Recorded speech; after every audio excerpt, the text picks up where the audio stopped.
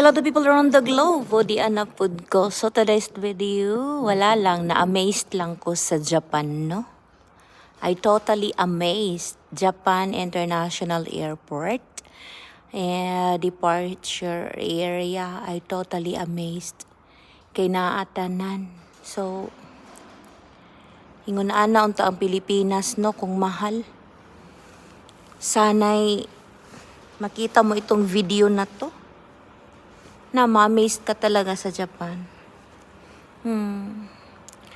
Sa cleanliness, so 'di ba 100% super clean. Arrival area, departure area.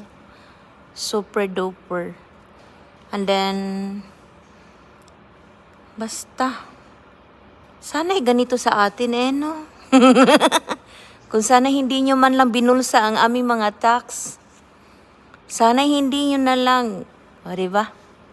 Huwag kayong tatakbo. Kung ibulsa nyo na rin lang naman. Joke. Wala lang, sana. Mapapasana all ka na lang talaga. Promised. And then, ma-amazed ka sa, ako, may lugar din akong ibang napupuntahan. You are totally amazed yun sa Pilipinas, kung mahal lang talaga, ang wala talaga as in. Kung nakikinig ka man, di ba? Sana'y lang. Yung mga taxi sa binayad, mapupunta sa mga tulad dito, hindi ka ba? Hindi ba kayo ma-amazed? Andyan na lahat, makikita mo. Di ba? And then sa upstairs, doon ang